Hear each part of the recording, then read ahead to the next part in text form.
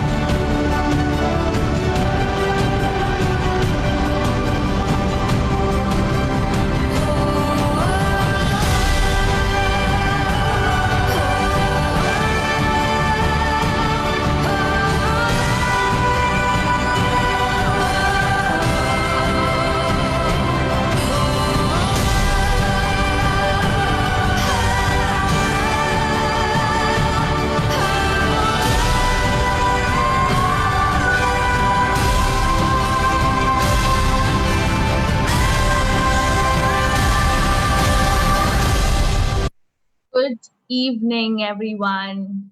Welcome to the 81st session of Empowerment Talks. Grand welcome from my side. My name is Tulika, and I am going to be starting today's session with, of course, Yash and Faisal.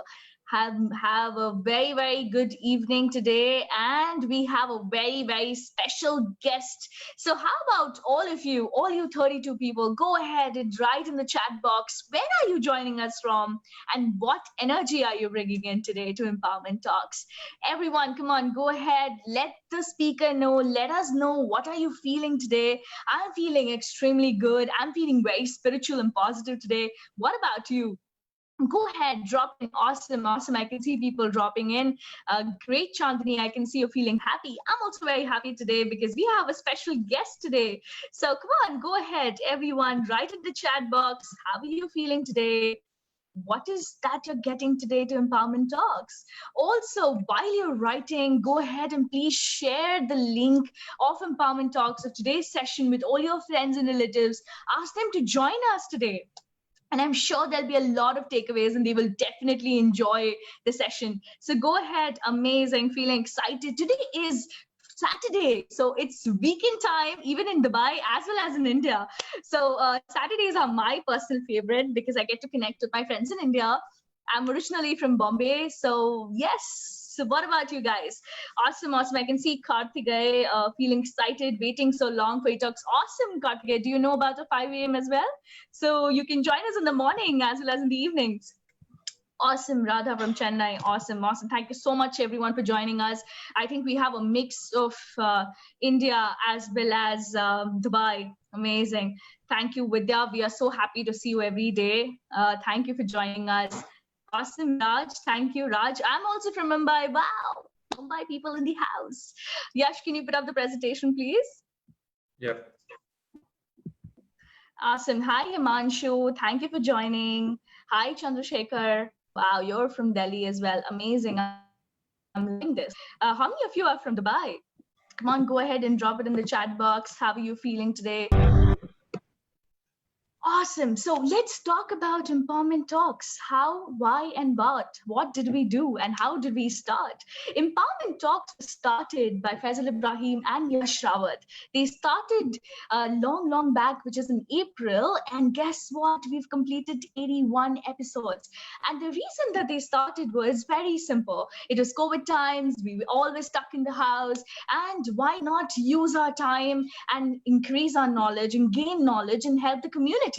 So that is the reason Empowerment Talks has started. This is absolutely free of cost. Many of the people have asked me, Tulika, are you getting paid to work for Empowerment Talks? No, we are not. None of us are getting paid. We're doing this for free because we wanted to cure depression, loneliness, and we wanted to stay connected to you all. So thank you so much every day for joining us. So Empowerment Talks was started in April, and the reason we started was to go ahead and help you all. So 12th of April is when we started, and today we are on 4th of July. So isn't that awesome? So let me introduce our founders of Empowerment Talks, which is, of course, Faisal Ibrahim. Faisal Ibrahim is a very dear friend of mine. He's a passionate speaker, and according to me, he's a true leader. He not only helps people in Empowerment Talks, but also 5 a.m. We have mastermind group. We also have a lot of other things which we'll be taking you through. So you can contact Faisal if you want to set up your own company. Faisal helps you in setting up your company. So maybe if you're from India and you want to set up a company in Dubai, so go ahead and contact Faisal. You have his number there as a WhatsApp number, so you can WhatsApp him, as well as you can reach out to him on his Instagram profile. So, and the second person who is the co-founder and a passionate conversationalist. So Yash Rawat, again, another dear friend of mine. Yash is not only working with Empowerment Talks, he is dedicating his time here. He's also a Toastmaster. He is also a team lead at Al Fatem Group. Al Fatem is a very big group in UAE, and he works with them for the Expo 2020 project, which is now going to be Expo 2021, if not wrong. So you can get in touch with Yash if you want him to host something, an event, or if you want him to build any conversation, anything at all. He's very helpful. You can reach out to him on Instagram, YashR1312. Thank you so much. Next, now let's talk about me. My name is Tulika, and I am from UAE. I'm originally born and brought up in Mumbai, and I moved here around 5.5 years back. I'm an e-commerce and a social media professional. So if you need any help with your e-commerce portal, or if you need help with social media links, do get in touch with me and I will help you for sure. I love talking. My dream is to become an RJ one day. So that's about me. I volunteer for a lot of groups. I'm part of Dubai Jobs Hunt community. I'm part of Empowerment Talks, 5 a.m. Club, and I love helping people and helping the community. Moving on, Yash, I don't see the presentation anymore. So moving on, let me talk about the chat rules. Okay, the chat rules are very simple. As simple as go ahead and first rename yourself. You can see the participants option. You just have to go there, click on me option, which is your name, and rename yourself. Rename yourself anything. Like you can see my name is Tulika Spreading Smiles because I love smiling. And you can see my virtual background also, which is about smiling. So I love smiling. So go ahead, anything that you resonate with. Maybe you're a coach. Maybe you are joining us from India, Dubai, London, anywhere. Go ahead and rename yourself. You can see Yash has also renamed himself as Yash eTalks. You can also go ahead and rename anything that you resonate with. So I would like to see that happening now. So go ahead and do that. Another important thing, the chat box will be open. So go ahead and tell us whatever you're feeling and whatever you're resonating with the speaker, which is Rishi. So you can just share whatever you're feeling and you can let us know. In the end, we will unmute you so that you can ask any whatsoever questions you have. So that is about the agreement. Yeah. Not only that, please avoid unnecessary chats because it's not good for the speaker as well. We would like you to focus on the conversation or what he's talking about. Also, you enter the call muted and you will remain muted. Thank you so Thank much. you Yash. very much, Tulika. And this is the eTalk leader. So Tulika is one of the leaders in the eTalk team. Thank you, Tulika, for being the constant support for the empowerment talks. I couldn't have imagined the scaling of empowerment talks without you. So thanks for being the constant support. And you can be the leader as well. So whosoever is listening to this right now, please connect to us if you want to be contribute to us in any sort of way, because we are a growing community and a lot of people who will join us, and you can individually create a lot of impact in other people's life as well. Now, speaking about the journey that we have, so we have had a lot of speakers speaking about a lot of topics about mental health, about training, about coaching, and I'll just give you the brief of who all have visited the, you can see on the session right now, on the screen right now, these are the people who have visited on Empowerment Talks, and from trainers, teachers, school professors, principals, from nutrition experts, from LinkedIn experts, and all of these have been there. There is a reason why we have been able to scale, because of these wonderful speakers who have came to this platform and spoke about the topics that are very, very close to your heart: your business, your family, your health, your wealth, your mind, your brain, your love, everything. Yesterday, we had an amazing session about how to grow your business in digital marketing.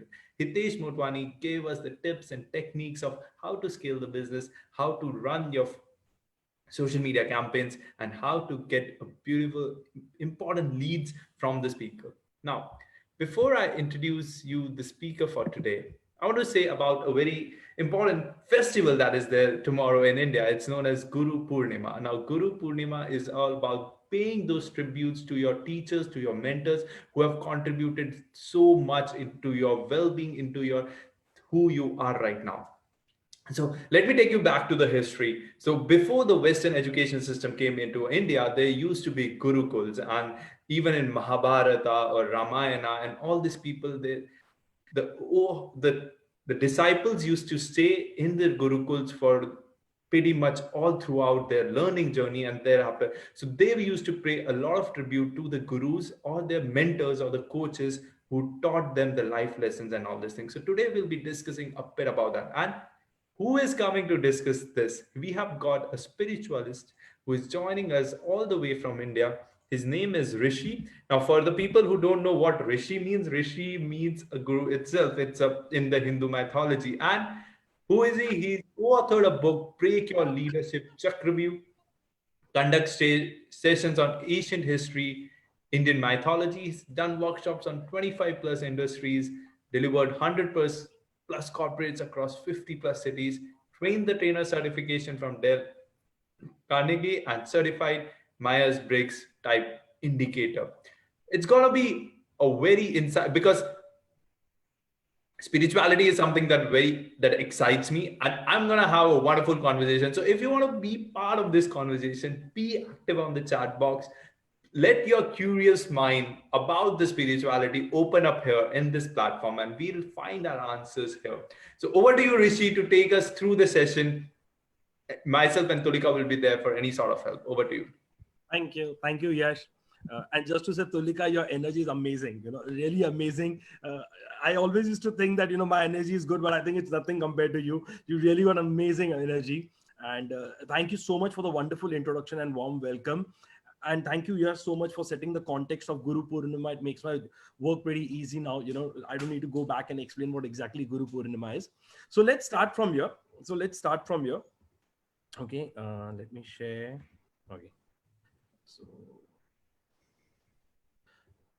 So I hope you all can see the screen. Okay. So as Yash has beautifully explained, that Guru Purnima means that we are giving respect to a guru. Now, what do you mean by guru? Okay. Now let's understand it in a very simple manner. It could be a teacher. It could be your mentor. It could be your coach. It could be your guide. At times it could be even a kid who's just giving you direction. You learn from someone. Now, so there are various categories. There is a guru, there's a maharishi, that gets quite detailed.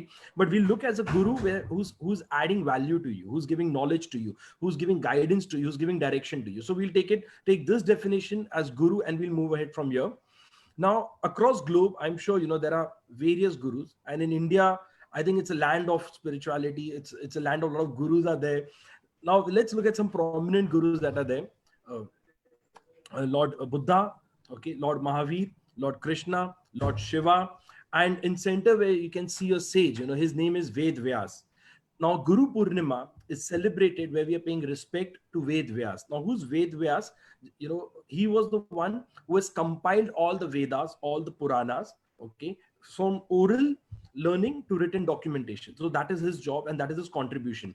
In India, there are two very popular epics. There's a very popular epic called Mahabharata. Okay, and he's a writer of that, and he's also compiled the Vedas, the Puranas. A lot of Vishnu Puran is there, Shiv Puran is there. So he's the Rig Ved, Samved, Atharved, Jatar. All these things he has written.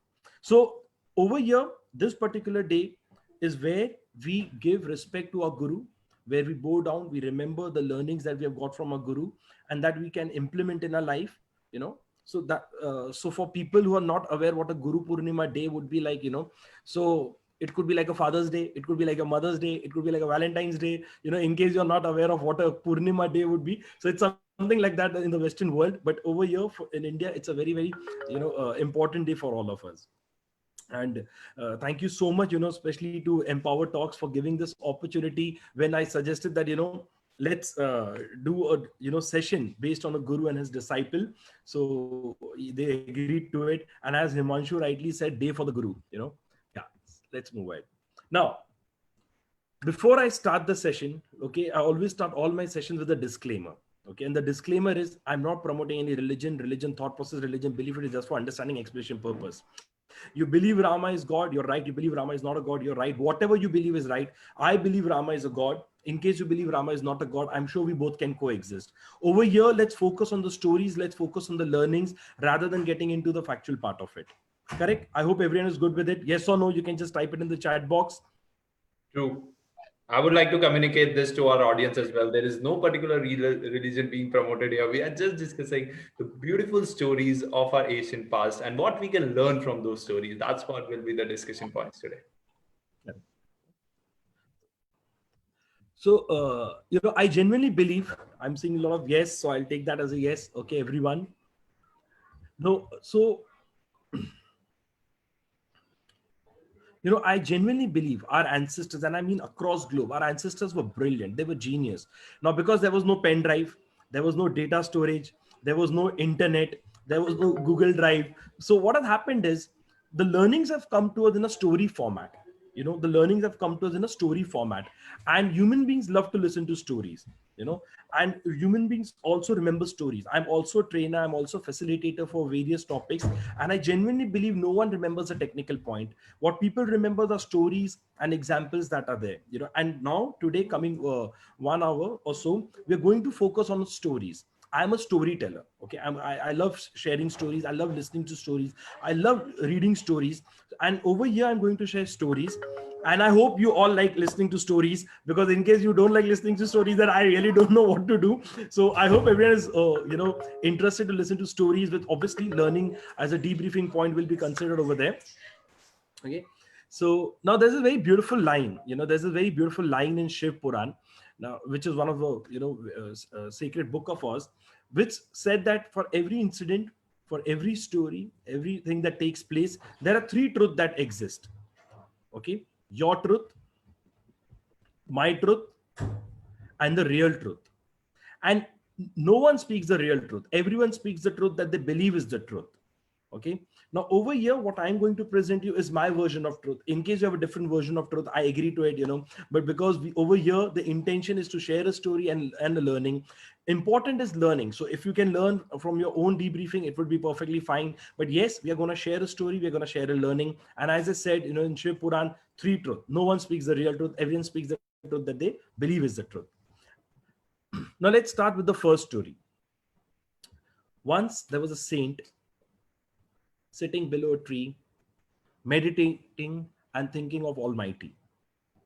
Every day he used to think of the Almighty, and every day a small girl who was hardly 6-7 years old used to cross the stream, okay, which was next to him, and come and give him food, breakfast, lunch, evening snacks, dinner. Every day the small girl used to come and give food to the saint every day. Now the saint was happy, the saint was sorted, because what does a saint want? He's thinking of the Almighty, he's doing his job, so that is reciting his name, and he's getting food, so he was more than happy. And this went on for a couple of months. One day the saint realized that the monsoons are expected. Now when the monsoons are expected, and if it rains heavily, the level of the water will increase, due to which the girl will not be able to come on this side of the river, because there is no bridge, there is no boat. The girl is just crossing the river by just walking. So what do I do? I need food. So then the saint starts thinking, and then he tells the girl, I'll give you a mantra. Okay, so it means I'll give you a secret code. So I'll give you a mantra. You need to recite that mantra, and when you're coming on this side of the river, you need to say, and you will be able to come on this side. Nothing will happen to you. And when you want to go back, again just recite the mantra, and nothing will go wrong. So it's like a secret code I'm giving to you.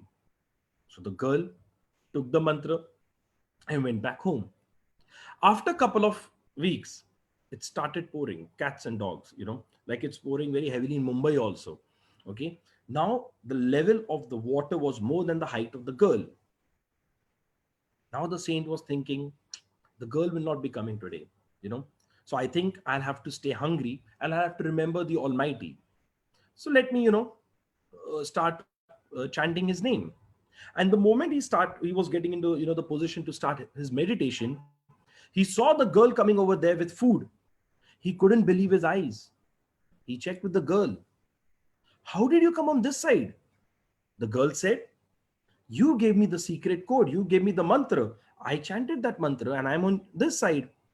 Now the saint was, wondering, how did this happen? He's like, it doesn't make a difference. At least I'm getting the food. So let me have the food.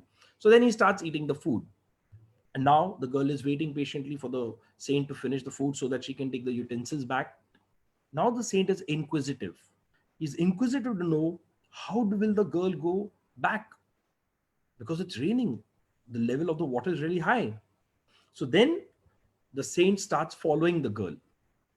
The moment the girl reaches the banks of the river, she starts chanting the mantra. So you can replace it with any god you want. So hypothetically, let's say the girl said, Jai Shri Krishna, Jai Shri Krishna, Jai Shri Krishna, Jai Shri Krishna, and she started taking steps inside the river. Now the moment she started taking steps, she started to walk above the water, and she started to cross the river from one side to the other side. The saint could not believe. He was like, this is amazing. I've got such a powerful mantra. I've got such an amazing code, secret code, which I was not aware of it. Now I will become the world's most popular saint. I'll become the world's most powerful saint. But he thinks, before I give this mantra to anyone else, let me also try it once. So then he goes near the river. He starts chanting the mantra that he had given to the girl, and he picks up, his cloth so that it does not get wet in the river.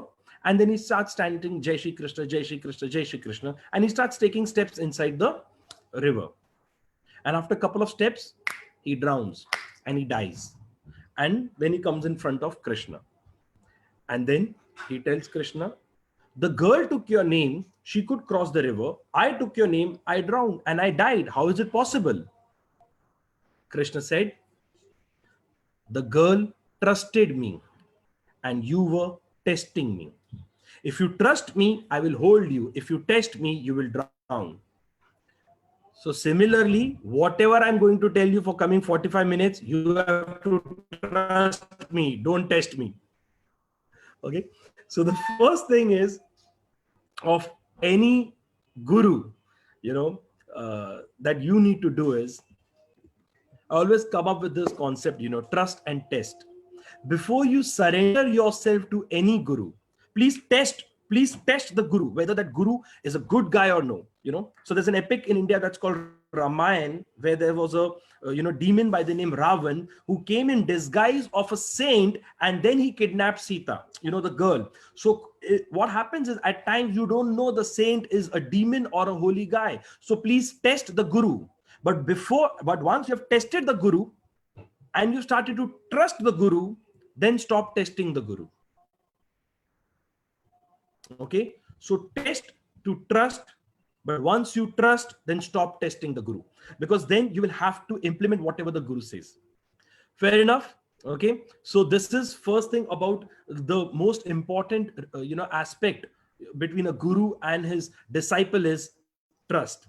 Do you all agree? Do you think trust is the most important aspect? Correct? Okay, yes. Absolutely, yes, I do.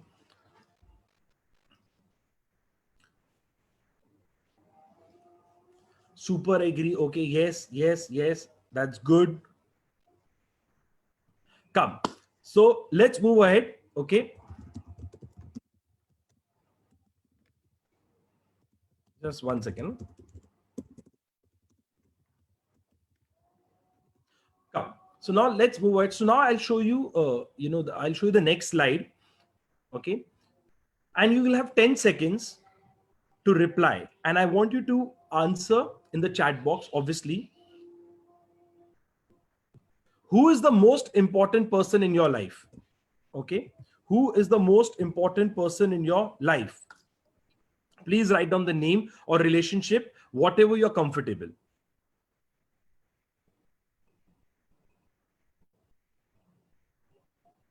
Wife, son, myself, kids, my mom, myself, kids,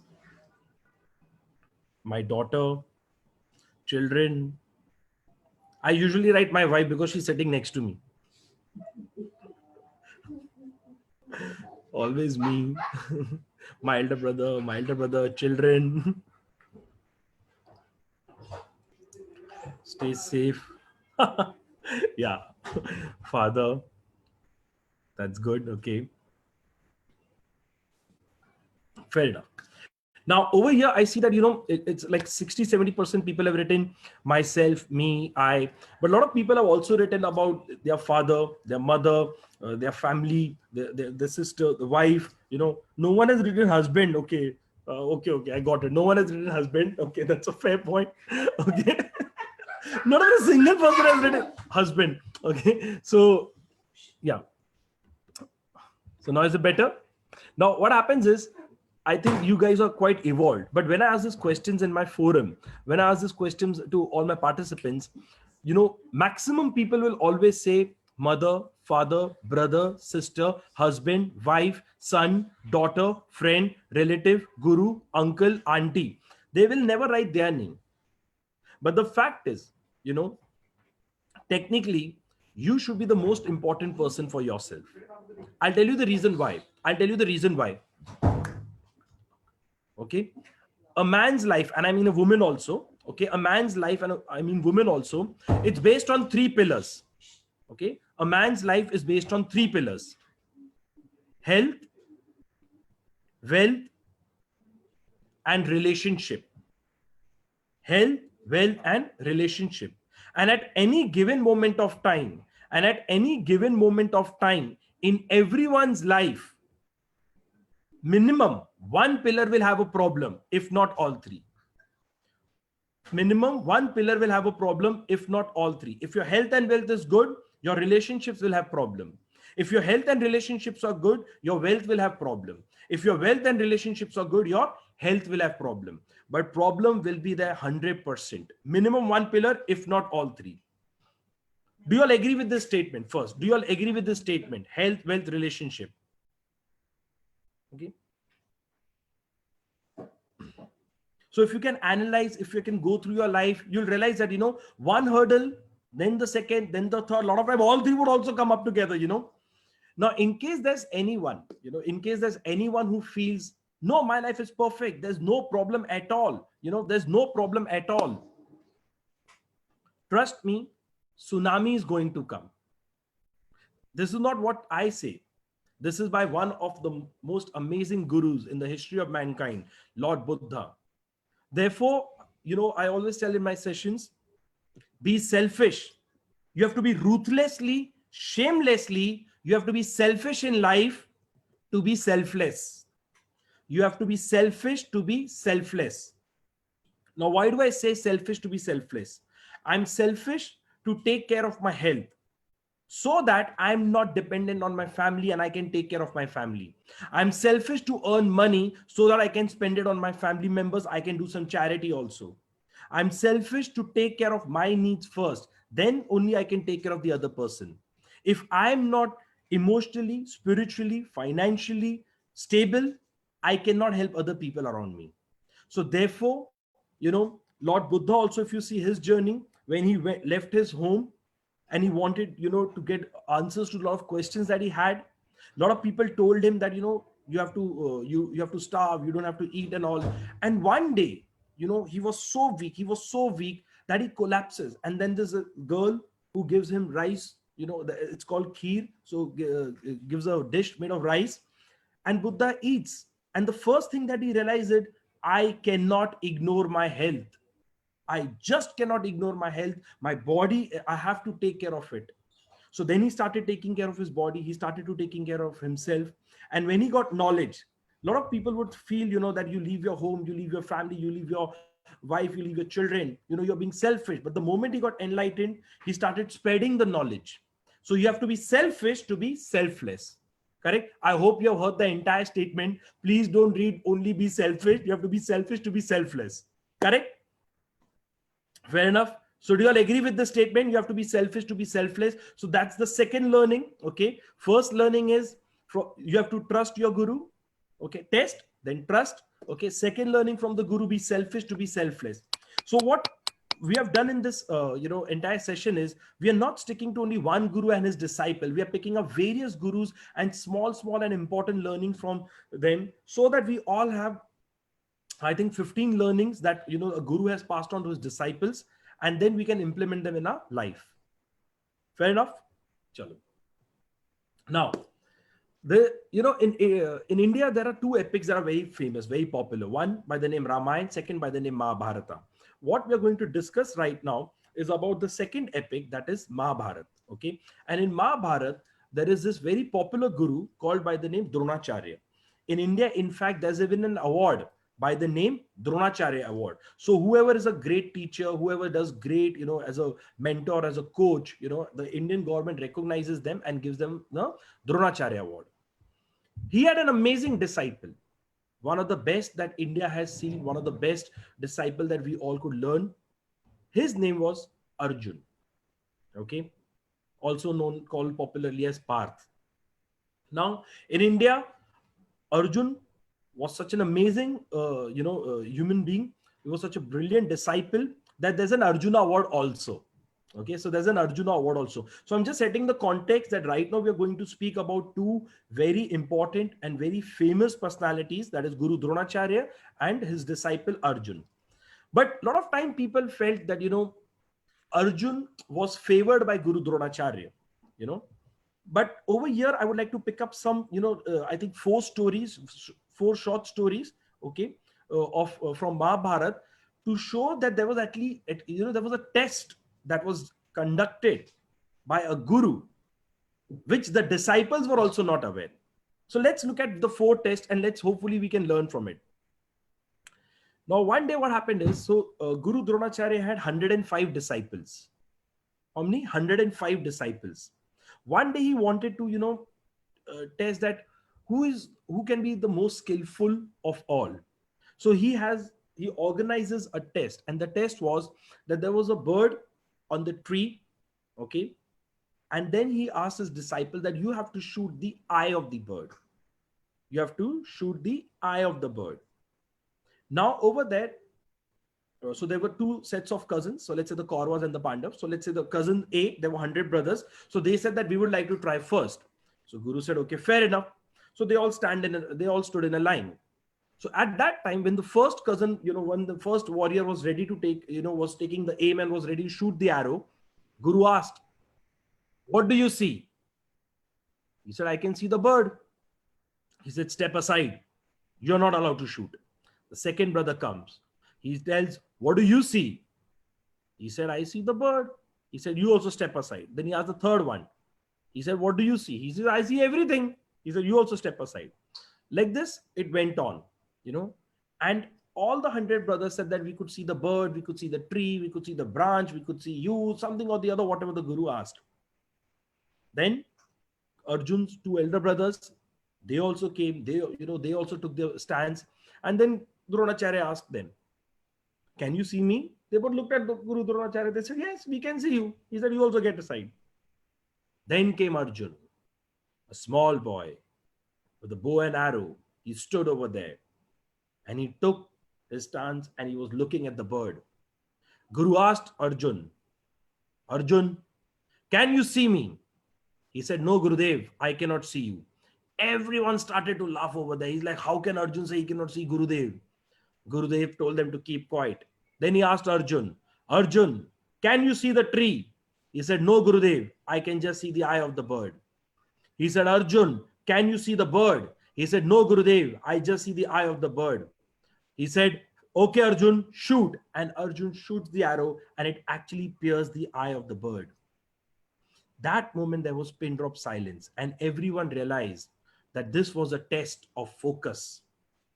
This was the test of focus, that as a disciple, does he or she has the focus to excel? Because if the focus is not there, how can I teach that person? So that was the first test. Now coming to the next, then all these, 105 disciples, they all were there, as Yash very beautifully said that, the kids used to go to the Gurukul, so for years and years. So now over there, Guru Dronacharya, he was at the end of the day, when everyone has finished with their practices, he told everyone, all the 105 cousins, y'all can go and play. Y'all can go and play. It's perfectly fine. Let's rest. Let's chill. Let's say it's a weekend. You can go and play. Everyone went to play. Now Guru Dronacharya was sitting with his son by the name Ashwathama. Guru Dronacharya was sitting with his son Ashwathama at the end of the day, and he was explaining Ashwathama a warfare, that how can we attack the enemies. Okay, how can we attack the enemies? Now at that moment, Guru Dronacharya was totally engrossed, while explaining to Ashwathama, and he was looking down. He had prepared a diagram and he was explaining Ashwathama what to do, how to do, and what they can do, and all those things. And after, he completed, he looked up and he saw Arjun is standing next to Ashwathama. Arjun was standing next to Ashwathama. So Gurudev asked him, Arjun, don't you want to play? Don't you want to rest like your brothers? Don't you want to chill? At that moment, Arjun said, when Guru is teaching, now just hear his words carefully. He said, when Guru is teaching and imparting knowledge, it is the time to learn and not the time to play. Gurudev, you can please teach me. I'm learning. I can play anytime, whenever I want. But you are teaching and I want to be here with you and I want to learn. Gurudev was extremely happy with the learning dedication of Arjun. Because focus is there, but he also wants to learn. Now this is what a guru also looks into in his disciple. That are you ready to learn or no? So then these two qualities of Arjun got highlighted and everyone realized that, Arjun is someone as a special, he's different than us. And Gurudev started to give a lot of, knowledge to everyone, especially to Arjun. He was started to focus on Arjun. But one day what happened? One day, Gurudev was taking a bath. Okay, Gurudev was taking a bath. And suddenly, he saw a crocodile came near the Gurudev, and then the crocodile opened his mouth and what he called, took the feet of Gurudev in his mouth. Now over there, all the 105 disciples were there. They all saw what was happening. They all saw what was happening. 104 disciples ran away to call an elder person. They all ran away from there to call an elder person who can help Gurudev, save Gurudev. Only one person picked up the bow and arrow, and that was Arjun. And Arjun, having the theoretical knowledge, over here trying to protect and save his guru. And the moment the elder people came, the crocodile disappeared and the guru started to laugh. And then he told all the 104 disciples that, I think Arjun will excel the most because he has the willingness to implement the learning also. You did not trust my learning. He was the only person to trust my learning. And that is the moment he told Arjun that, Arjun, whatever happens under the sun, I will ensure that you'll become the best. It is not only because you got focus and the learning ability, but you also have the willingness to excel. Now, that is the best feedback for any guru. Arjun started trusting the guru and the skills the guru imparted. All of the other people over there, they were not trusting the skills of the guru. Now coming to the another story. Okay. Now one day, okay, Guru Dronacharya, one day, my apologies. One day Arjun was practicing. Okay. Everyone has went to their room and Arjun was practicing. Suddenly Arjun sees that there's a dog which keeps, which came running towards him. And there were 3 arrows that were stuck inside the mouth of the dog. Arjun looked very carefully at the dog and realized that the dog is not in pain. The dog is not crying. The dog is not hurt. The dog has just been muted. The dog has just been muted. He's amazed looking at that archery. And then he starts to follow the dog and he goes right inside in the middle of the jungle. And over there, he sees another boy practicing, archery. He was very focused. Arjun was impressed. He said that, what's your good name? My name is Arjun. The young lad said, I know you are a prince, Arjun. My name is Eklavya. And Arjun asked him that, you're brilliant. You're just amazing. Who has taught you this skill? The boy said, Eklavya told, I have learned this from Guru Dronacharya. And Arjun could not believe his ears and he went to Guru Dronacharya. And he told him that you have committed to me that I will be the best. You told me that you will give all the knowledge to me, but at my back, you are now giving knowledge to someone else and he's better than me. Dronacharya said that, no, I have not done anything like that. He said, you come with me. Then he takes Guru Dronacharya to meet Eklavya. And then Guru Dronacharya has this, gets introduced to Eklavya, and Eklavya introduces about himself, his family, and his background to Guru Dronacharya. And that moment, Arjun tells checks with Eklavya, Eklavya, tell me, who taught you this skill? Eklavya said, I have learned this from Guru Dronacharya. And Arjun is telling, see Gurudev, he is saying that you have taught him. Eklavya said, brother Arjun, you have not understood my words. I said I have learned from him. I never told you he has taught me. I have never ever said that he has taught me. When he used to teach you, I used to stand behind the tree. I used to learn. I used to come over here. I prepared a statue. I used to seek permission from that statue and I used to practice. Now over there, Arjun felt embarrassed. And in India, long time ago, there used to be a tradition that was called Guru Dakshina.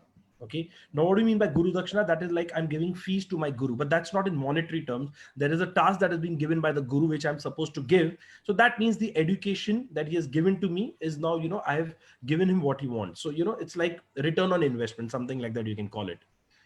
Now, over there, Guru told Eklavya that you have considered me as your guru. So I'm sure you will agree that there's something called Guru Dakshina, which I can command. He said, yes, Gurudev, please ask.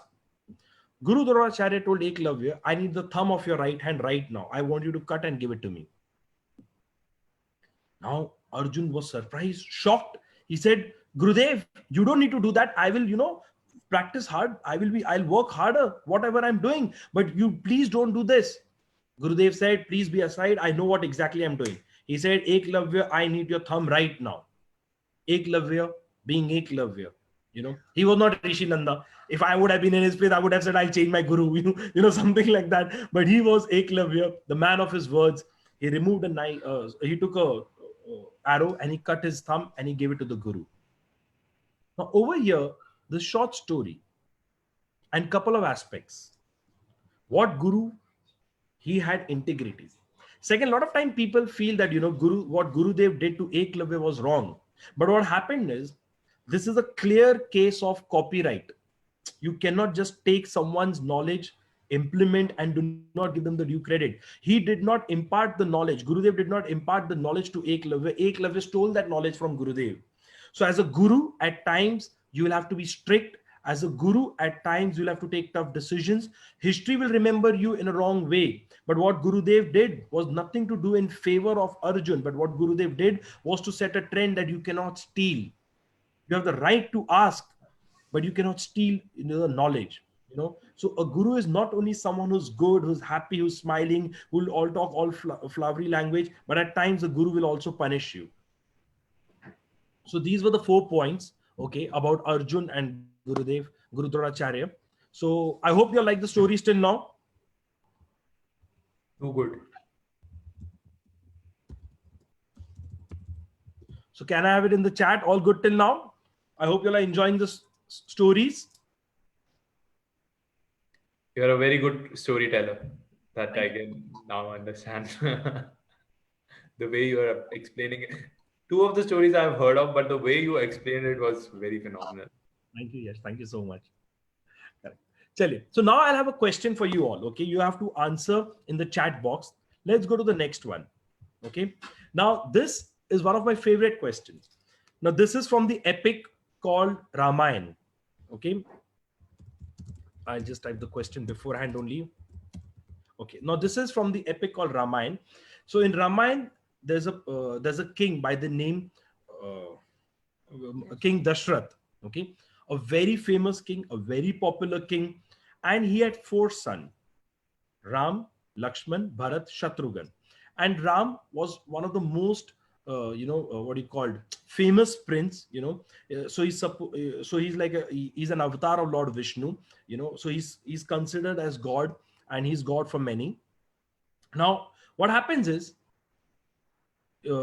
when Lord Rama is 16 years, 17 years old, one day a sage by the name Sage Vishwamitra, Guru Vishwamitra, okay, he comes to Maharaj Dashrath, King Dashrath, and he tells King Dashrath that I want to kill a demoness, okay, by the name Tadka, and I want Ram to accompany me, and I want Ram to kill the demoness Tadka.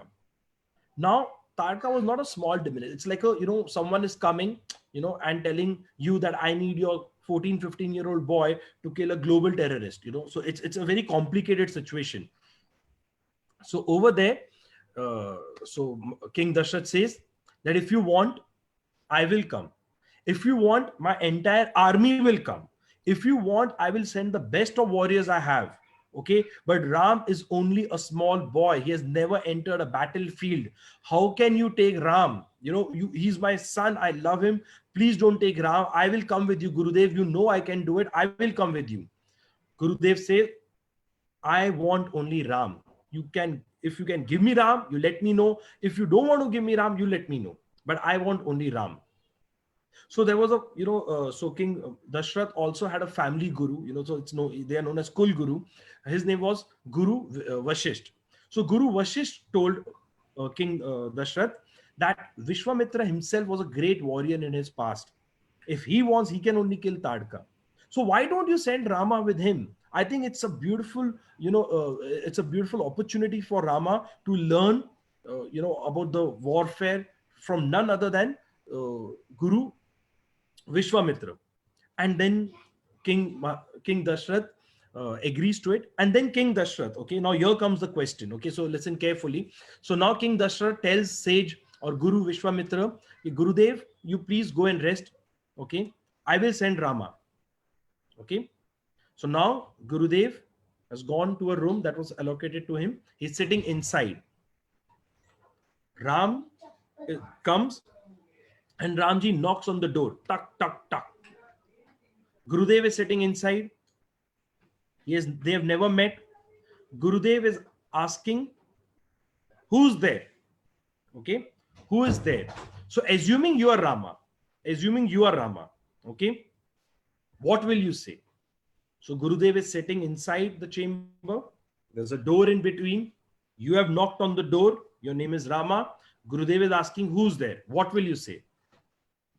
Can you please type the answer over there?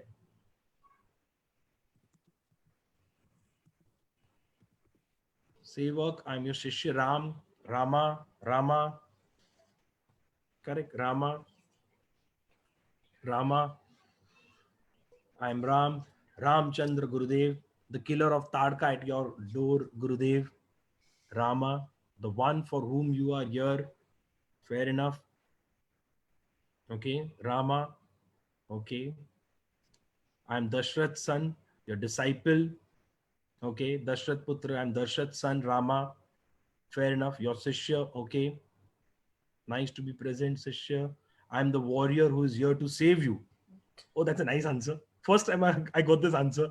I'm your disciple. Okay. Now I'll tell you what Rama said. I'll say it in Hindi first, then I'll repeat in English. So when Ramji goes, knocks on the door, Guru Vishwamitra is asking, who's there? Ramji said, यही हम जानने आए हम गुरुदेव कि हम कौन हैं. This is exactly what I want to know, Gurudev. Who am I? You have to tell me who am I. Now you look at the beauty. He does not use his designation. He does not say, I'm the prince of Ayodhya. I'm the king's son. I'm the one whom for you have come over here. I'm the one whom you want. He does not say anything because he knows there's a guru in front of me. I am nothing compared to him. Yes, I might be the king of the materialistic world. That moment, I'm just taking as a metaphor for the king, that the king would have the materials. I'm the king of the materialistic world, but he is the guru. He will enlighten me. He will give me the right knowledge. He will introduce me to myself. And therefore, he does not use any of the designation that you all have said. And what happens in reality also, is, you can just correlate in your life also. Let's say if I'm a manager, let's say, there's Nada ma'am. Okay. Nada, I hope I got your name right. Nada. Okay. Nada. So let's say Nada ma'am is there. If I go and I tell that, I'm your man, I'm Dashrath's king and I'm the king and the prince and all those things. What is happening is I'm actually distancing myself from her. So if I want to gain knowledge, if I want you, if I want you to become my guru, the first thing is I need to keep my designation at my back. I cannot get it in my head. I have to come beyond my designation, beyond myself, so that I can come and I can surrender myself to you. Because when you surrender yourself to a guru, the guru will start explaining you so many things that you will evolve and you will explore. But if you go with a fixed mindset that this is what I am, that's it. The guru cannot do anything, So when you meet a guru, please be open, to learn, to evolve, keep your designations behind. And that would be the first step, to become a good disciple. Fair enough? Okay. Chali. So now let's lose yourself to know yourself. Yes, very well summarized. Extraordinary human beings have extraordinary knowledge, talent, out of the box thinking. Okay.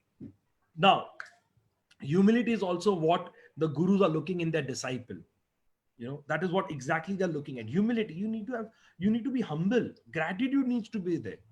If I go to a guru and I say, my name is Ram, you have called me, tell me what happened. He'll say, it's okay, you can go back. So remember that. Okay, so let's move ahead. Now let's go to another guru.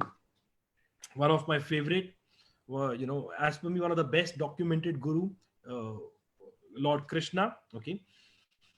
Now over here, in the epic called Mahabharata, there's a family war that takes place. Okay, so I'll not get into details. I don't want to complicate, it for others who are not aware of Mahabharata. So, but let's say there are two families, and Krishna takes side of family A. Okay, so there's A and B. That's Pandav and the Kaurav. So he takes side of family A, his cousins.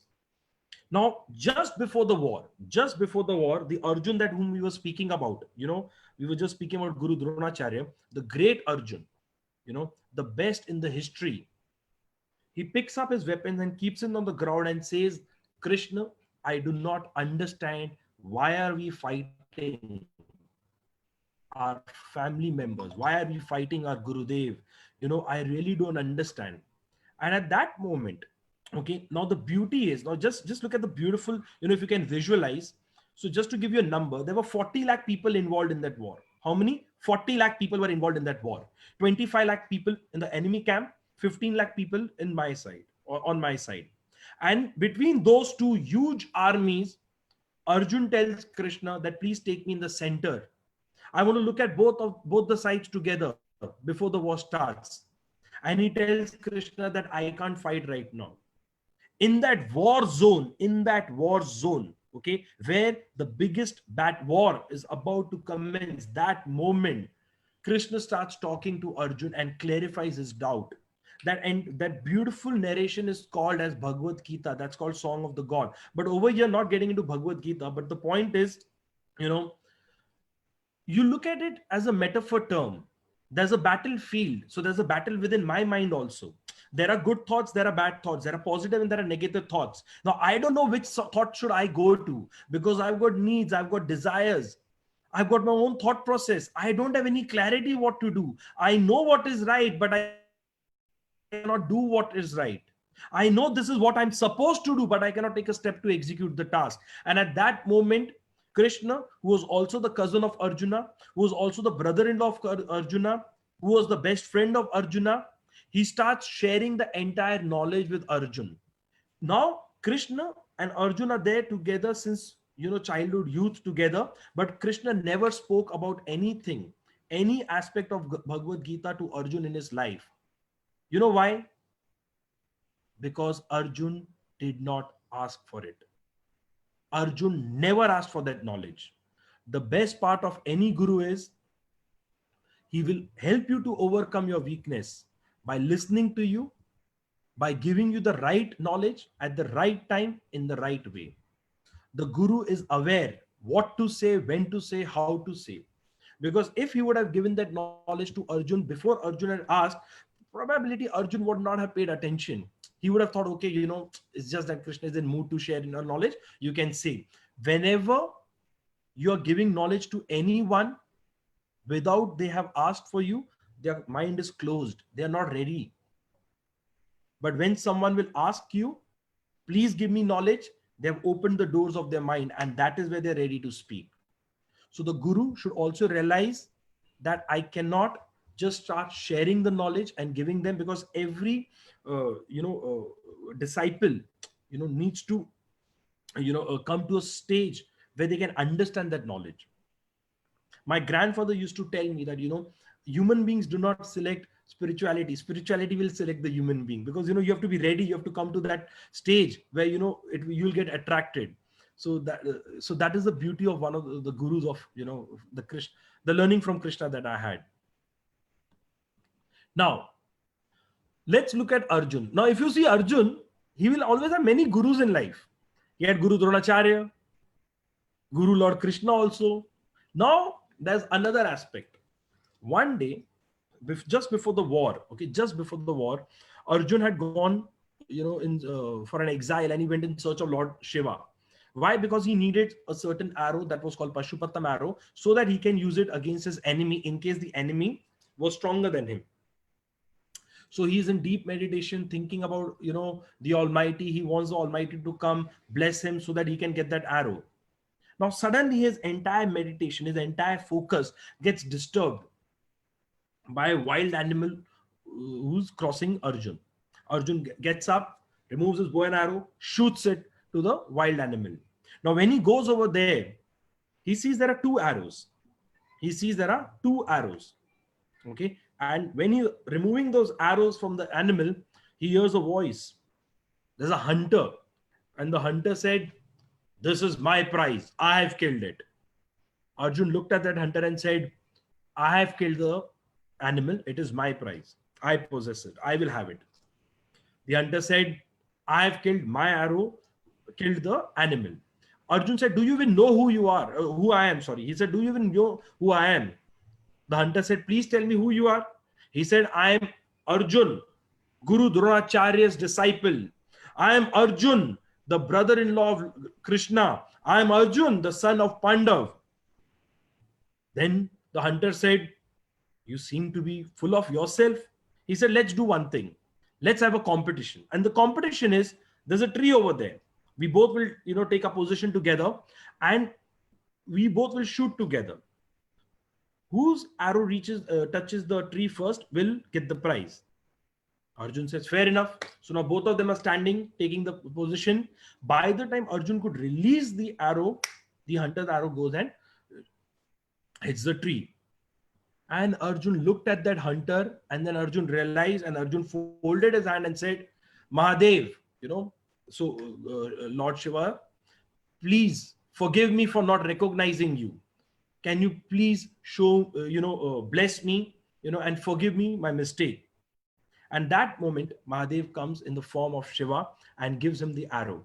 And he tells Arjun that, remember, whatever happens, never ever be arrogant. You are great, but someone will be better than you. Don't let success get into your head, And that moment, Arjun realized that he was becoming arrogant and egoistic. The job of a guru is also to ensure that his disciple is always down to earth. And that's exactly what Mahadev did. He gave him the weapon. He gave him that you will win the war. There will nothing go wrong, but keep your arrogance in check. So if you look at the role of guru, it's not only to give knowledge, but also values to the disciple. Also to keep a check on the disciple, what they're doing, how they're doing, and all those things. Clear? Chaliye, good till now. I hope you are enjoying till now.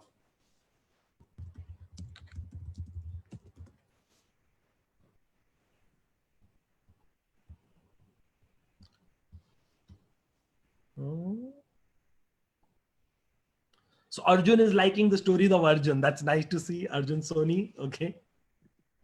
So that's nice. Okay. Come. So, it's not only that in our olden days only, gurus were there. Gurus are there today also. Obviously, we all learn from so many gurus. Let me share my personal story, of what I have learned from one of the most popular guru, sage of the new age. He's called, Guru Gaur Gopal Das. I'm sure, many of you all would recognize him. And I was blessed. I really feel blessed to have interacted with him. And I had attended a session where, we were talking. So there's this line in Hindi, which I've obviously written in English. I'll recite in English also, which says that Karm kar phal ki chinta mat kar. Karm kar phal ki chinta mat kar. That means do your duty without thinking about result. Now, as easy as it sounds, I'm sure it's the most toughest thing to do. It's like, you work entire year, without expecting promotion. You work for, for other people without expecting anything in return. I honestly feel it's possible for someone like a Lord Buddha, Mahavi, it's like extraordinary human beings can do it. That's what my understanding is. So I always used to think, how is it possible? How is it possible that a person will work without thinking about the result? Correct? And I genuinely feel that we human beings are whatever we are today, good, bad, whatever, it's because of our expectations, it's because of the desires that we have. Someone expected to speak to someone else long distance, the phone got invented. Someone expected that, I should have good lifestyle. So the palace, the buildings, the car, the aeroplane, everything got, invented. So it's expectation that has also led for inventions. So in one of the sessions that I was attending, there's he used a very beautiful phrase, which, which I articulated later. So I always tell this to in all my sessions, to all my participants, please have expectations from life. Please have expectations from every second person in your life. Please have expectation when you're working. Okay. But, okay. Have expectations from life, but accept the reality of life. Accept the reality of life. The moment you accept reality, your mind starts to get relaxed. You'll be in a better frame of mind to take better decisions. And then again, you'll think, what else can I do to achieve the target? Because if I'm still stuck in that expectation mode, and if I'm not able to achieve my goal, I will go down, I will get depressed, I will get frustrated. So it's better, what has happened. Accept reality. The moment you accept reality, you're sorted.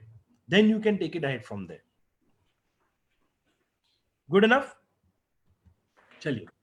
Now, coming, I'll just take another 5-7 minutes more. What is the role of a guru?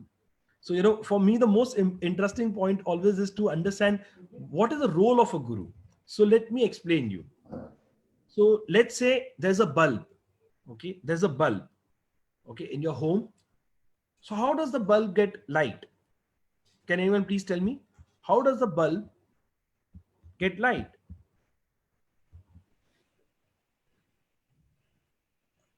So there's a bulb.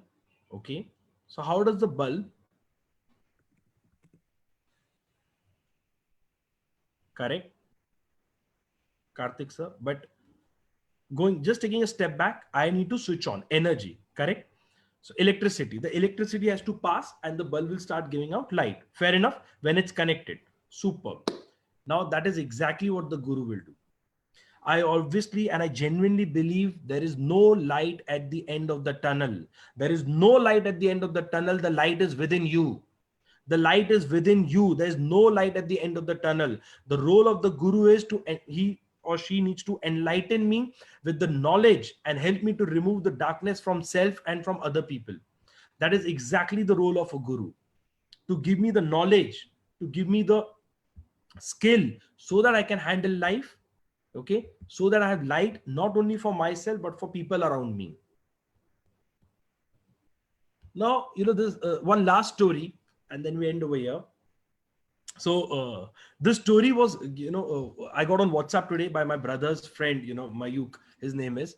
So this is a very beautiful story. And I thought that, it was timing, it was sent by Almighty only so that we could close it on time so that I can use it that moment. Now over here, once there was a sage who went to a king's palace and he was, doing prayers for them. So there was a ritual. And after every mantra, that is after every verse, the saint used to say, if God is there, I will get liberated. God is there, I will get liberated. Hari hai, bandhan toote. Hari hai, bandhan toote. So God is there, I'll get liberated. And the parrot started to say, you are a liar. And everyone looked at the parrot and the Pandit is like, and that saint is like, what is he saying? The saint ignored and then again started to use his word, another verses and all. Then after that, again, he said, the God is there, you will get liberated. Whenever he used to use the line, God is there, you will get liberated. God is there, you will get liberated. The parrot used to say, you are a liar, you are a liar. Now the saint got very upset, but he ignored the parrot and then he went back home. And then the saint told his guru about the incident that took place over there. The saint told his guru about the incident that took place over there. So that moment, the guru said, let's go and meet the parrot. He said, let's go and meet the parrot. So then they came, they met the parrot. The guru spoke to the parrot and he said, why do you say that he's a liar whenever he says that God is there, you'll get liberated? He said, you know what happened, Gurudev? I was a free bird a couple of years ago, and one day I was just sitting and over there, a saint like him was reciting a verse. And I repeated that verse and I started chanting the name of Almighty. That saint looked at me and he was like surprised that how come a parrot can chant the Almighty's name? So there was a person who was there. He caught me and he put me inside a cage. Then again, I was inside the cage for a couple of months and that was of steel. So then one day he thought of selling me, okay, because he needed money. So he took me to the market and over there, he told a lot of people that, he can speak. And I started chanting the name of Almighty. There was a rich guy. He purchased me and he put me in the silver cage. So then I was stuck in the silver cage. Now I was there with that rich man who took care of me, gave me all the luxuries, food, water, whenever I wanted. For a couple of years, I was with him. One day, he wanted to give a very precious gift to one of his relative. That is the king. But he thought, how can he give me in a silver cage? So made me sat in a golden cage, and then he gifted me the king. Now, whenever I'm chanting the name of the Almighty, I'm always getting transferred from a steel to a silver to a golden cage, but I'm still stuck in the cage only. So the Guru heard him completely and took, went near the parrot and whispered something in the ears of the parrot and went away.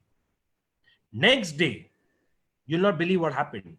Next day, the parrot died, collapsed. And then over there, the king noticed, the queen noticed, the princess noticed, the parrot is dead. They tried calling the parrot did not respond. So the king told the soldiers, open the gate, remove the parrot.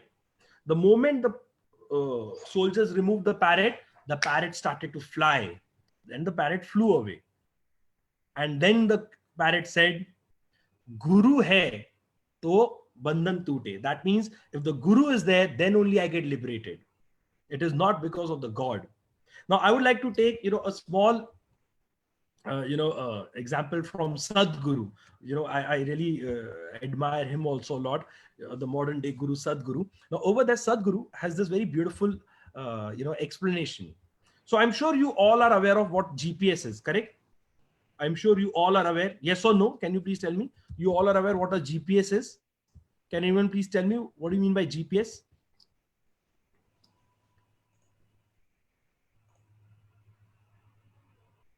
Yes, okay.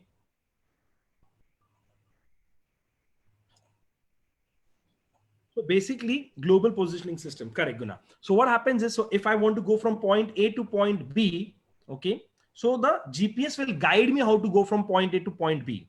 Okay, it will look at the traffic, it will give me the shortcut, it will give me the correct direction so that I don't get lost. Fair enough. So now what is the role of a, GPS over here also? So everywhere God is there, everywhere Almighty is there. But in India, the GPS is there for centuries because that is nothing but Guru positioning system. God is everywhere, but only the Guru will tell you how to reach to God, how to reach to Almighty, the spirituality. Only the Guru will be able to explain it to you. So that is the Guru positioning system. Okay. So please remember, the Guru guides to liberation.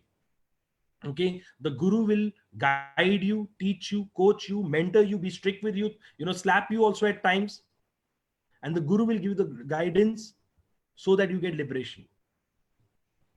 But at the end of the day, the Guru will only guide. You will have to walk. Okay, you can be your own Guru, Sunita ma'am. So let's say Lord Buddha, Lord Mahavir, they were their own Guru. Jesus was his own Guru, So you can be your own Guru, but you need to have that, skill and direction and clarity of thoughts also. So, coming to the last point, what happened was one day Lord Buddha was sitting and there was, a person walks up to him and he said that, I've heard that you feel that you are your own Guru. Sunita ma'am, so this is the answer to your question. So, he said that, I've heard that you call yourself your own Guru. He said, yes, I call myself my own Guru. I am my Guru. He said, but how can be your Guru? You must have read books which were written by so many great Gurus. He said, yes, I've read those books. He said, but then how are you your own Guru? You have read books of other Gurus. He said, then he asked a question to the person. He said that, there is this river over here. If you have to go from one side to the other side, how will you go? He said, I can take a boat. If it's not deep, I can swim or I can walk. He said, but if you're not ready to use any of the options, then how will you go on that side? He said, it's impossible. And it's very stupid of the person to think that he can go on the other side. He said, exactly. These books have given me the guidance, but at the end of the day, I have to walk my own path. So he said, so therefore I call myself my own Guru because I had a different path. The books are there. They give me the direction. They give me the guidance. But when I start to implement, I have found that there are more to it. And therefore I call myself my own Guru. So you all have a Guru within yourself. Okay, you have to take the walk, you have to take the path. The moment you start walking, you will find the guru within yourself. And that would be all from my side. So very quickly, I'll just summarize what we have discussed over here. So trust versus test. Okay, so one, first you should test, and but once you have tested the, don't test them again and again. Be ready to know yourself better. That is where Rama went. Who am I? You need to tell me. Then three pillars of life: health, wealth, relationship. As per Lord Buddha, you need to be selfish to be selfless. Will punish you if you do anything wrong. That is the Eklavya story. I cannot steal, I cannot do anything wrong. The guru will punish me for that. Will recognize the talent in a crowd. So that is where the Arjun focus was there on the eye of the bird. Will share more if you want to learn more. The guru never stopped sharing with Arjun. In fact, guru had to give more and more. Guru Dronacharya had to give more and more knowledge to Arjun. Why? Because Arjun wanted to learn. The guru can share, but is the disciple ready to learn? Will test your skills. That is where the crocodile story came into the picture.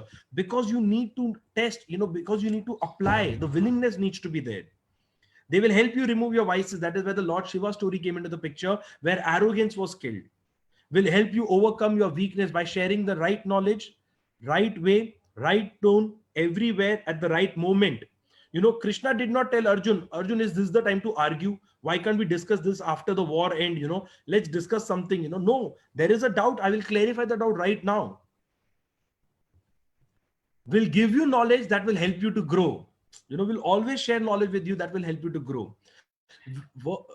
Work hard without ever thinking of the result of benefit. So that's what Krishna said, that karam kar phal ki chinta mat kar. Go beyond, but accept life. The moment you accept life, start working towards it. Don't be obsessed. The reason is, if you're obsessed with the target, so let's say, for example, I'm just taking a hypothetical example. Let's say you got a target of $1 million you want to earn, and you're working towards that target. In 10th month, there's a probability you have already on 90% of your target is achieved. So there's a possibility you will slow down, and you could have actually earned $1.5 million. So the target is just a reference point. Just don't get attached to it. You just give your focus, you just give your input. You could earn 2 million, you could earn $500,000, whatever it is, but that is not the end of life. Okay. Then have expectations from life, but accept the reality of life. Guru leads to liberation. And the last point, Guru will guide. You will have to walk. At the end of the day, you will only have to walk. So these were the 15 points that I thought that we could discuss on a on a Guru Purnima day, just a day before Guru Purnima, looking at both aspects, from the Guru side and from the disciple side. So that would be all from my side, Yash. Thank you so much. So these are my connections. We share a lot of videos, blogs, quotes, everything. So any question, anything, I think Yash will guide better now from you. So, but yeah. Thank you very much, Rishi Nanda, for giving us such beautiful insights about the ancient stories that we have heard of and how we can actually learn from those stories. So that's the contact details of Rishi Nanda there. You can check, you can reach out to him on WhatsApp. That's his email ID as well as his LinkedIn contact. And that's the book, I think, this you have written, right? So this is about the stories and learning from Indian mythology. And now I'm pretty sure I'm getting this book because there's so many stories. I think you shared only like around 10 out of that. And I'm pretty sure in the books, there would be many more. So I'm very much curious to know about them. So can you please stop sharing the screen so that we can? So just to add, sorry, I'm cutting in here. So this book I've co-authored. So it's written by my wife and me. So my wife is Mehak Mahajan Nanda. And, we both have written the book together. So I just thought, I'll just say that, So she's been a great support. Yeah. And sorry, you can continue. I just thought I'll just say that. Please. Can you stop sharing so that we go in the stoplight in the screen? Can you stop sharing? Thank you very much for this wonderful session. And it was exactly when it needed to happen, the God conspired. And we actually discussing about the gurus and the mentors and how we can learn in today's world, because there are so many coaches, so many life coaches, so many different sort of coaches. And what do you look into that? Are they testing, trusting? That's the wonderful aspect. I would have a couple of questions because we don't have a time, and then I'll take one question from Sunita. I want to know what conversations happen in your house. You just mentioned that your wife is also into this. So what sort of conversations you do in are your conversations only about Mahabharata, Ramayana, or other thing, or do you guys discuss anything else as well? So you're not very so early. So I don't know. It's just like I guess you just caught hold of it. So for me, these stories are it's like I don't know how do I explain it. It's part of my life somewhere. In my mind, 24/7, I live the stories. In fact, I share all the stories with my kids also. We stay in a joint family. There are 5 kids at our home. My son is himself has become a good storyteller. He's only 6 years old, but he knows a lot of stories about Ramayana and Mahabharata. My daughter says that I have hypnotized him. He's like a zombie. He speaks 24 hours only about Mahabharata, Ramayana. But I honestly feel it's good to and obviously we discuss something else also, but I can't recollect. So I think mostly this was. All your bedtime stories for your kids have been the Mahabharata and Ramayana stories. I can get it. I want to understand from you now, how does this spiritual awakeness that is you are into this, that you are spreading and you are conducting sessions all around the world on the stories of this, how are people receptive of it? Because people have heard these stories and they kind of come back and flesh back. And what sort of transformations or what sort of stories you have from the disciples that you have had, or if you are from the trainees that you have got? So I'll tell you, initially I faced a lot of issues, to be honest. When I said that I want to get into the corporate world and try using the stories of from epic. And it's not only that I restrict myself only to Hinduism. I come from a convent school. I refer to Granth also. A lot of my friends are from Islam. I use Prophet Muhammad stories also. Buddha, Mahavir. So I use a lot of stories. But initially, yes, I faced a lot of issues because people thought that I'll go on stage and I'll start talking about religion. So it took me a while, but if you would have noticed when our session started, I started with a disclaimer, and when I started with a disclaimer, then I started realizing that people are genuinely interested in listening to stories. People are generally interested to understand, what is the importance of these stories. And what happens is when I'm on stage and I'm talking from, and I share these stories, so everyone can visualize themselves. Everyone can understand what has happened is right or wrong. And because of that, a lot of our clients have called us again and again, because it's very easy for us to put across a point using a third person scenario and just tell them, see, this is what Lord Rama did, this is what Krishna did, this is what Prophet Muhammad did, or this is what Jesus did, and all. So it becomes easy. So, and people are receptive, to be honest. Till the time you don't go to the religious zone, people are comfortable. To be honest, this is where has been my understanding. You don't need to get into the religious zone. People are ready to learn from every story under the sun, because it's a story, that's it. So now it's now after a couple of 6-7 years, now people listen to stories. Now people call, they want to listen to stories, from kids to elders to corporates also. We do a lot of motivational sessions, we do leadership sessions also, we do behavioral sessions also using stories and all. And all are receptive because people remember those stories and they remember the learnings better rather than giving them a technical point. What excites me about the ancient history so these stories are very old. Like if we look at our lifespan right now, we are just in this world for like 70, 80 years. And these stories have been, correct me if I'm wrong, like thousands of years ago, 5,000, 6,000, 10,000 years ago. Because these stories are powerful, we are discussing it today. So the relevancy of these stories are so good. There's so much to learn from all of the ancient things that we have. And that's why we have got an amazing speaker discussing about his stories. I would go to Sunita. She had a question. I'll just ask her for a question. I'm really sorry. We are just a bit on time today, so I couldn't take much of the questions, but please go ahead, Sunita.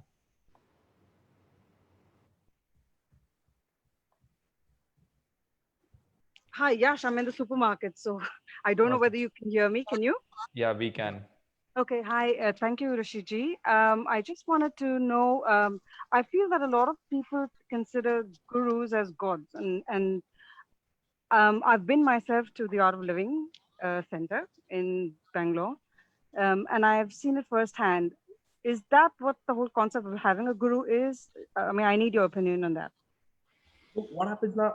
So thank you so much, first for, joining for the session. So now a lot of people do consider guru as their god, So, but as I said earlier, you need to be very sure whom you're trusting. That is very important, Now, because I also gave a reference that Ravan also came in a form of a saint, So it's very important for us to first, identify who that guru is. Second is, why do we consider guru as god? Because they are going to give us the knowledge, the skill set, which is the right knowledge that we need to implement. So they are considered as god, but all gurus, I doubt. It was earlier also, no, not all gurus are considered as god, but yes, it's like my father and mother, they are like god for me. They represent god. So gurus also, because of the knowledge that they gave me, I would consider them as god. But it again, which god you need to be careful with your trust. Yeah. Okay. All right. Thank you so much. Thank you. Thank you so much, Rishi, for this wonderful answer. And thank you so much, Sunita, for joining us from supermarket. So we are spreading, people are going there shopping, but they still want to hear us. Thank you very much. About your name. So your name was there, and then you kind of figured out, okay, I have to go into this word, because for the benefit of doubt of the people, Rishi means guru, right? It means a saint. Yeah, correct. Yeah, it means the same. So your name was there, and then you figured out, okay, my name is already saying this, I need to go there. Or it was the other way around, you are going there, and then you kind of, okay, let me change my name. So I didn't no nothing. This is my name since birth. But my grandmother used to, she's still alive, and she always says that the name has got a lot of significance. The whatever name you give to a person. So a lot of time, because you're calling the person again and again, so the virtues of that name will actually imbibe in that person. So it's very important that you give a name to your child because of the qualities that you want to give to your child. So it's very important. So in my case, it's absolutely great. So what is a beautiful coincidence, but it is nothing like this. I was in the corporate world for 8-9 years, and then I decided to quit, and so yeah, so it made a difference. So it's neither way around actually. But yeah. Thank So you very much. And that's a good insight to take as well. So, whoever are the new parents right now, whatever you want your, your children to be, just name themselves with that similar names, and maybe they'll figure out. Now, it's time for me to understand from you, how is your experience giving this talk on Empowerment Talks when we approached you? Bhavini approached you. Thank you very much, Bhavini, for connecting us with such a beautiful speaker. So, tell me about your feelings, giving these thoughts, and some beautiful words for our platform.